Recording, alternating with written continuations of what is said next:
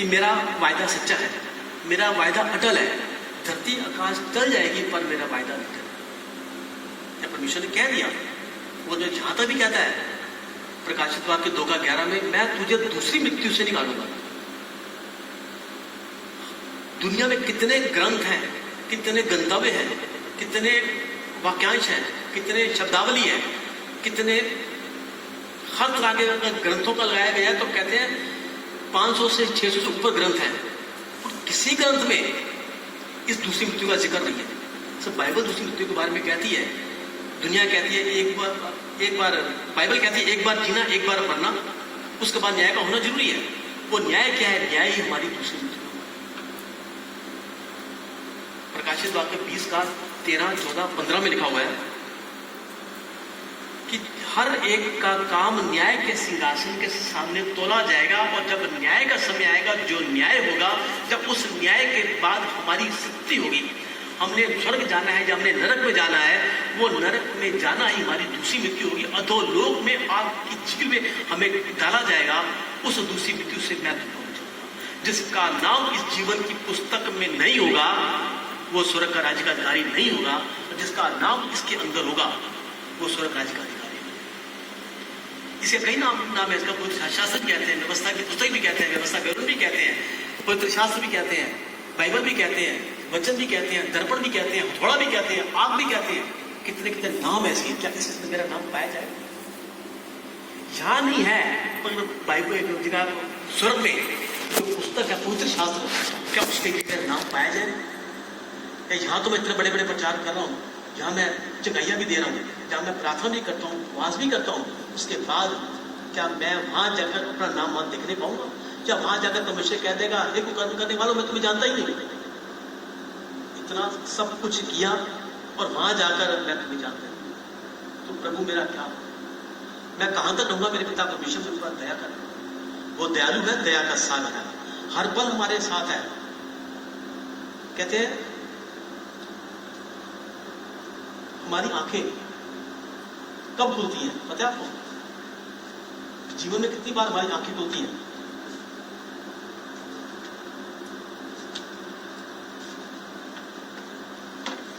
कहते हैं आंखें बंद करने से मुसीबत नहीं डरती, और मुसीबत आए बिना आंखें भी नहीं खुलती। सच है ये। आंखें बंद करने से मुसीबत नहीं डरती, और मुसीबत आए बिना आंखें नहीं खुलती। छल में बल है, परंतु परमेश्वर के प्रेम में हर बात का, हर बात का बिना मुसीबत आए ना आंख खुलती भी नहीं है। एक तो तब आंख खुलती है, एक आंख प्रभु की राह पर चलकर खुलती है, एक आंख मरते समय खुलती है, और एक आंख मरने के बाद।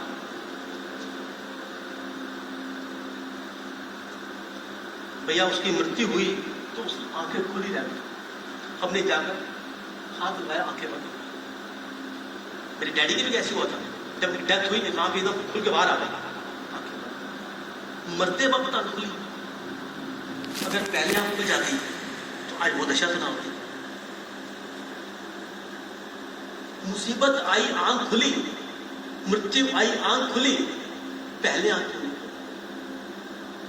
वो हमारी आंखें खोलने के लिए उसने ये दिया, ताकि आपकी आंखें खुल जाए, हमारी आंखें खुल जाए। इसमें क्या लिखा है? जीवन की बातें लिखी। वो जब कहता है दूसरी मृत्यु से मैं तुझे बचाकर लेकर चलूंगा। अभी मौत का जंजाल देखा ना हमने, कोरोना में कितने बंदे मर गए। अचानक रात को था, सुबह हॉस्पिटल गया, शाम को एक बैग में बैग हो गया। एक दहशत, एक बात मन में आ गई, कहीं अगला बैग मेरा तो नहीं होगा क्या? मैं तो बैग में बैग होकर नहीं आऊंगा। देख भी नहीं पा रहे उसको, कैसे कैसे वो लिबास पहनकर आते हैं, और कैसे उसको चिता में मिला के क्या लिक्विड था मिलाते हैं बंदे की आंख लेना पड़ता है। कोई संस्कार नहीं करना, कोई कुछ नहीं करना। घर वाले भी हैं तो 4 बंदे वो वहां यहाँ पर बैठे हुए तुम्हारे बंदी की लाश वहां पर जो कर्मकांड, वो कुछ कर्मकांड नहीं करना, बस लिक्विड डालना है, डाल के आगे देख दहशत आती थी ये क्या है।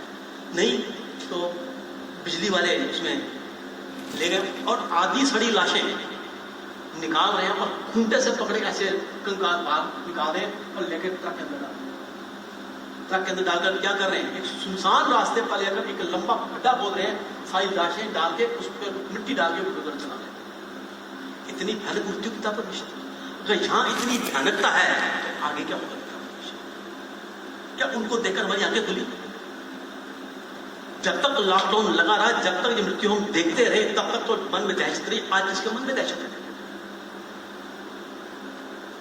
आंख खुलते खुलते फिर आंख बंद होगी, क्योंकि हमारा जो व्यवहार है या हमारा बर्ताव है, शैतान ने आंख को हमारे बंद कर दिया ताकि हम वो माया में फंसे रहे। अपना वही काम वही काज सब कुछ वही चल रहा है, पर हम देख नहीं पा रहे है आगे क्या होगा। किसी ने अपनी मौत को देखा है आज तक?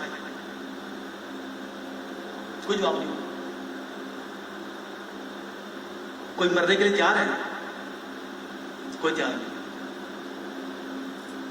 भैया मैं चाहता हूं आज तुम मर जाओ, 4 गालियां आपको दे दो। और जीवन का सबसे बड़ा सच ही यही है, मौत। और सबसे बड़ा झूठ क्या है हमारा जीवन?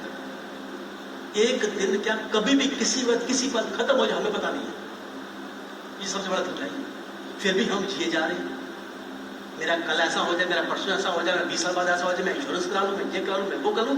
अगले आने वाले पल का भरोसा नहीं है। फिर मैं 20 साल सोचकर चल रहा हूं। सबसे बड़ा झूठ है। और सबसे बड़ा पल क्या है? मौत। सबसे सच क्या है? मौत। एक शायर ने कहा था, कहता लगता है मौत बड़ी हसीन है, मौत बड़ी प्यारी है, मौत बड़ी सुंदर है। कैसे? जिसके पास से आती है वो उसका दीवाना हो जाता है, उसके पीछे चला जाता है। और ऐसा पीछे जाता है वापस मुझे देखता भी नहीं है कि पीछे मेरे परिवार वाले रोएंगे, पीछे मेरी जमीन जायदाद है, पीछे मेरा कारोबार है, उसका क्या नहीं मुझे चाहिए, मैं तो उसके पीछे नहीं जाऊंगा। ऐसा पीछे जाता है फिर वापस नहीं आता। फिर कैसे कहते हो मौत डरावनी है? फिर कैसे कहते हो मौत भयंकर है? मौत में एक डर है। फिर आप वापस क्यों नहीं आते? क्या हो गया? कितनी हसीन है कि लोग उसके पीछे चलते हैं। बूढ़ा हो, बच्चा हो, जवान हो, अमीर हो, गरीब हो, चाहे कंजूस से कंजूस करने अपने पर एक पैसा खर्च ना किया हो, वही मौत को देखा सब कुछ लुटा के आगे चला जाता है। क्या इतनी हसीन है मौत? परमेश्वर का मौत तूने देखा है? देखेगा? आज एक बात सुनाता हूं आपको, उसमें मेरी जगह अपने आप को डाल देना, फिर देखना उसके बाद परमेश्वर क्या करता है। जो मैं कहूं मेरे शब्द को अपने आप को मैं मिटा दूं।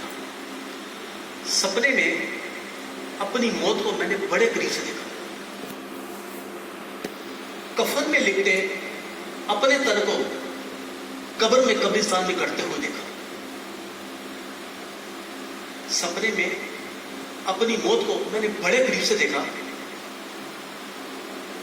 कफन में लिपटे अपने तन को कब्र में गड़ते कब्रिस्तान में देखा।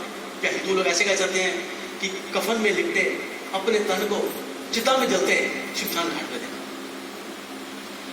खड़े थे लोग हाथ बांधे एक कतार में, ऐसे खड़े थे सारे चुप करके, सामने संस्कार हो रहा है।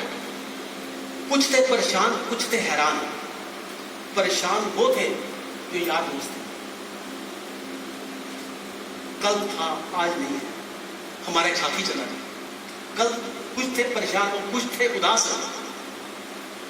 घर वाले बंदे उदास थे, भाई आप क्या, हमारे घर का बंदा चला गया, किस तरीके से घर में बच्चा चलेगा, कौन संभालेगा, अब इसका क्या होगा, उसका क्या होगा। कहता कुछ थे परेशान, कुछ थे उदास और कुछ छुपा रहे थे अपनी मुस्कान। तमाशगीर नहीं, इतनी बातें करता था, बेकार बोलता था। अच्छा हो गया आज आ गए ना ठिकाने पे, आज पत्ता कट गया ना, देख लो आपके सामने है ये। दूर खड़ा मैं भी, अपनी आत्मा दूर खड़ा मैं भी सारा मंजर देखा। इतने में किसी ने मेरा हाथ थाम लिया, नजरें उठाकर देखा, और नजरें उठाकर देखा तो मैं बड़ा हैरान था।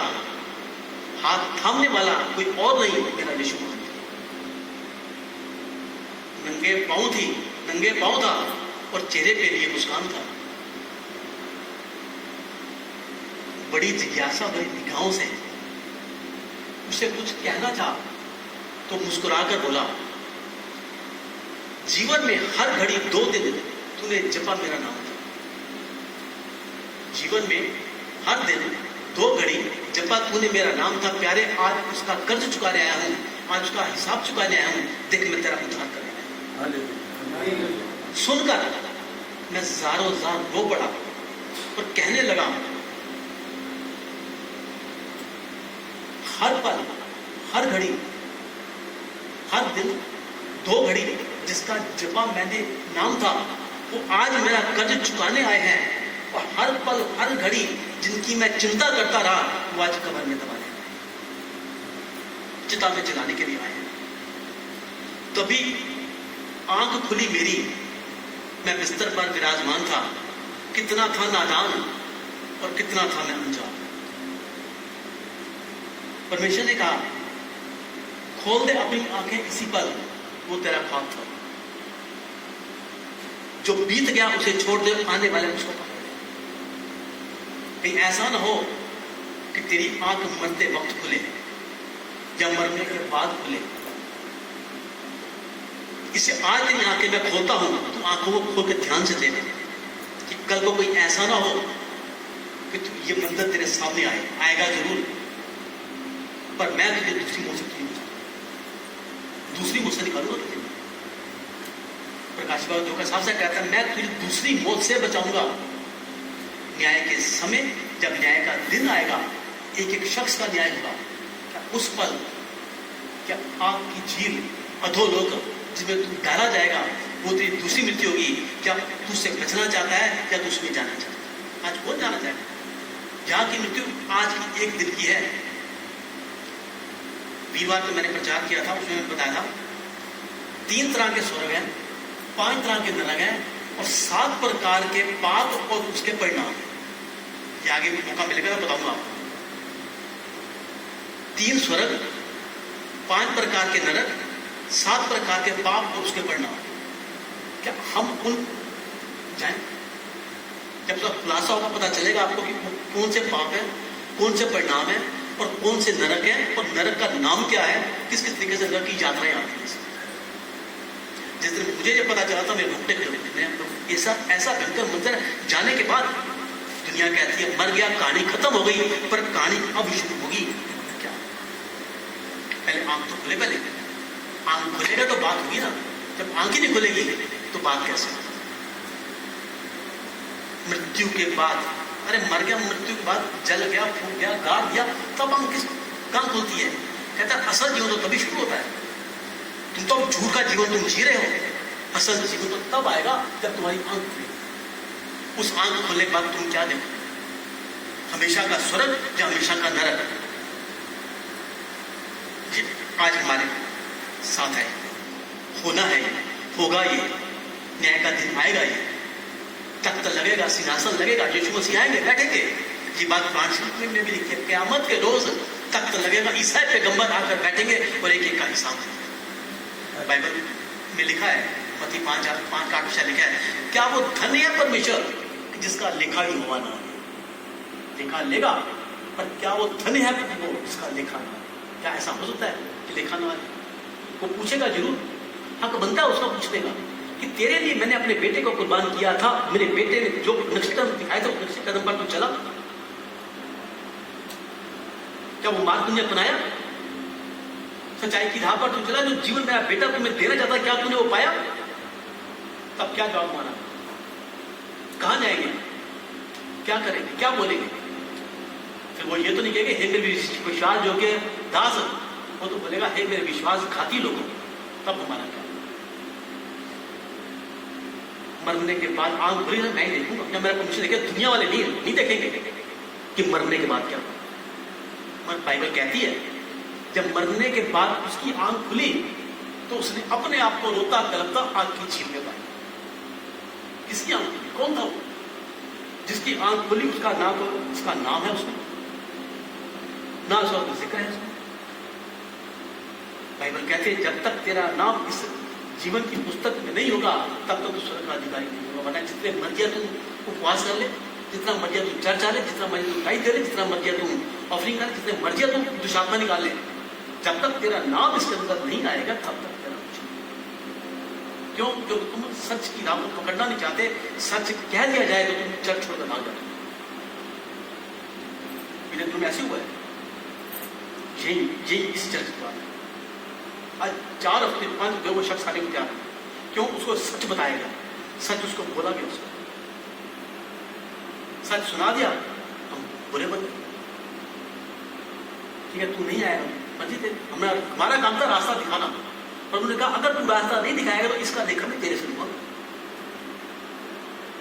तो मैंने बता दिया, हाथ मैंने छाड़ी, आप करे ना करे मर्जी उसकी है। कहते हैं एक अंधा सामने से आ रहा है, कुआं खुदा हुआ है या गटर खुला हुआ है, आप देख रहे हो कि अंधा आ रहा है, अभी गिरेगा, अब सीधा आ रहा है, अभी गिरेगा। आप उसको देख रहे हो, अंधा आया क्रम करते में गिर रोया, कल्पा, वो आपने देखो मजा आ गया, क्या कहते चलाया, वो हंसे उसको देखे, वो तो मरेगा मरेगा, उसका देखा तो आप देखा, जब तुझे पता था गड्ढा अंदर खुदा हुआ है, तुम उसको बचाए क्यों नहीं? सिचुएशन, अब वो आ रहा है, आपने देखा अंधा आ रहा है, गिर जाएगा, आपने उसको पकड़ा, भाई साइड में जाएगा, पर तुझे आशीष अंधा चला गया, आप भी चलेंगे, पर आप भी ताली बजाएगा कि आपने उस आत्मा को बचा दिया। किसी सिचुएशन अंधा आ रहा है, आपने कहा भाई आगे गड्ढा है, मत जाना, तुझे क्या है, गिरूंगा तो मैं गिरूंगा ना, तू होता कौन है कहने वाला? आपने अपना पल्ला छा, मैंने क्या था कह दिया, अब वो जिए मरे। तीनों हालातों में परमेश्वर आप से लिखा लेगा, क्या तूने उसको बचाया? क्या तू उसको बोलने के लिए गया? क्या तूने उसको समझाया? उसको अंधे को कुछ नहीं कुछ कहेगा परमेश्वर, कहेगा इसको जो उसको देखना। उसको भी देख रहा था मैं, काफी समय से उसको मैं देख रहा था, पर जब वो हट गया, फोन किया कोई जवाब नहीं, मैसेज किया कोई जवाब। मेरा काम था कहना, मैंने कह दिया, अब आ ना आ, सुन ना सुन, चल ना चल, मान ना मान, अब मुझे पीछे जहां मुझे एक विश्वास के तौर पर खड़ा किया गया, अपनी जगह पास मुझे खड़ा किया है कि जो काम मैं करता हूं उस काम को तुम नहीं कर सकता। अगर मैं वो बात ना बताकर अपनी वाहवाही करवाता हूं तो क्या मैं उनकी नजर में विश्वास करूंगा? यही बात परमेश्वर कहता है कि जिसके लिए मैं तुझे अपॉइंट किया है, मैंने तुझे बोला है, मैंने कहा जो कार्य मैंने किया था तू भी करेगा, मुझसे बड़े बड़े कार्य करेगा। यमुना 14 के बारे में साफ साफ लिखा है। यहाँ दुनिया में शरद जी ने मुझे खड़ा किया, परमेश्वर ने हम सबको खड़ा किया कि जो कार्य मैं कर गुजरा था वो कार्य तुम भी करोगे, उससे बड़े बड़े कार्य जो जीवन तुमको दिया, क्या तुमने उसका उपयोग किया? या जीवन को यूं ही जला दिया, यूं ही आपने कर दिया? कल जब मैं वचन की तैयारी कर रहा था आज के लिए, तो प्रभु मैं मुझसे कुछ ऐसा देना कि ताकि कुछ चीज समझ में आ जाए, परमेश्वर बात तो कुछ दिखाई। किसी नगर में एक राजा ने दिखाया, उस बड़ा अच्छा राज्य चलता था, सब कुछ ठीक ठाक चल रहा था। उसके राज्य में एक शख्स की कोयले की दुकान थी, वो कोयले की दुकान चलाता था, पूरा नगर उसे कोयला देता था, रात को दिन की रोटी उसी कोयले पर बनती थी, जहां तक कि वो कोयला राजमहल में भी जाता था। एक दिन कोई बात ऐसी हुई, कोयले वाले राजा से कुछ बोला, राजा को बड़ी खुशी मिली, तो उसने कहा इसको इनाम में क्या दूं? उसने उसके हालात देखे, उसकी दुकान देखी, उसका परिवार देखा, तो उसने खुश होकर अपना चंदन की लकड़ी का बाग उसे गिफ्ट कर दिया। जहाँ चंदन के पेड़ थे बहुत बड़े बड़े, जहाँ ये बाग जो गिफ्ट दिया, उसका जो मर्जी कर, इसका लेखा मैंने नहीं दूंगा, यहाँ से तेरा है, सब कुछ तेरा है उसमें। राजा ने कहा, सोचा कोयले की कार चलाता है, चंदन की लकड़ी का बाग मैंने इसको दे दिया, इसके हालात इसके बदल जाएंगे, इसके घर में सुख शांति आ जाएगा, बहुत संपन्न अपना हो जाएगा। ये राजा सोच रहा था। अब लकड़ी वाला क्या सोच रहा था, कोयले वाला अपने क्या सोच रहा था? मैं बाहर से कोयला लाता हूँ, महंगा पड़ता है, जहां तक बेचता हूँ कितना मिलता है मेरे को, ये लकड़ी का बाग मेरे को मिला है, अगर मैं इसी लकड़ी को जला दूं, इसका कोयला बना लूं, तो जो बाहर से लाता हूँ मेरी लकड़ी, मेरा कोयला, सब कुछ मेरा ही मेरा।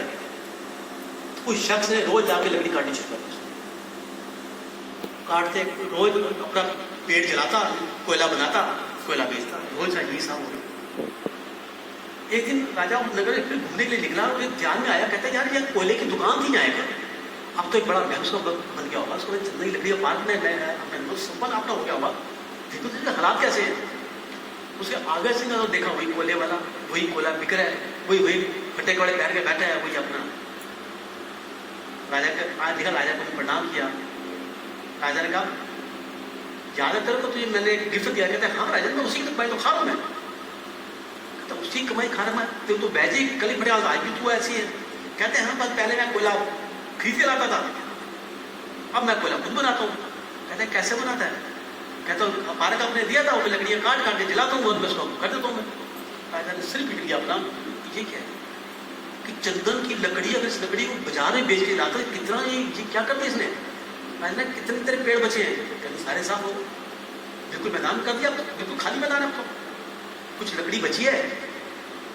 इधर देखे, कहते हैं हाँ जिस कुल्हाड़ी की लकड़ी काटता था ना, वो कुल्हाड़ी का डंडा मैंने उसमें लगाया हुआ है, बस वही डंडा मेरा बचा है। कहते हैं लेके उसमें कुल्हाड़ी निकाल उसमें से, इतना बड़ा डंडा और इतना मोटा डंडा था वो। कहता है इस डंडे को एक सेठ के पास ले जा, उसको बेच गया, क्या राजा ने भेजा है, इसका दाम देगा। उस मोटी लकड़ी का जो कुल्हाड़ी में लगी हुई थी वो बेच के आया और उसे काफी अच्छे दाम मिले। कहा इतनी सी लकड़ी, इतना दाम मिला मेरे को, जो पूरा पार्क जो मैंने जला दिया मैंने, कितना दाम मेरे को मिलता? उसने सिर पिट दिया, अब क्या होगा? कहता राजा मुझसे गलती हो गई, एक पार्क और दे दे। कहता ना अब नहीं है, एक ही बार मिला था तेरे को, अब जो तेरे पास बचा है ना, अब इसको बचा और जीवन पर शुरू। वो राजा कौन है? वो हमारे यीशु मसीह। वो कोयले वाला कौन है? वो हम है। वो पार्क क्या है? हमारा जीवन है। हमने बेकार की बातों में पढ़ के वो पूरा अपना जला दिया। अब बचा कितना है? 5 साल, 10 साल या 15 साल, जितने बच्चे कहते इसको तो बचा ले तू, इसको तो पकड़ के रखेगा ना तो तेरा बेड़ा पार हो जाएगा, वरना तू कोयले की काली बस हो जाएगा। ये हमारा जीवन है। डर नहीं हमें किसी का, जो आ रहा है बर्बाद किए जाओ, जो मिल रहा है बर्बाद किए जाओ, सांसें मिली तो बर्बाद कर दो, पैसा मिला तो बर्बाद कर दो, घर मिला तो बर्बाद कर दो, जीवन मिला तो बर्बाद कर दो। आगे किसने देखा है? आगे किसने देखा है? मसीह लोग प्रभु को जानने वाले बतेरों का है ऐसा कहना। भैया मरने बाद किसने देखा है? किताब में किताबों में बंद रहने दो, पर चर्च आओ जाओ, जो दुनिया में जितने जियो, ये मसीह लोगों के शब्द हैं।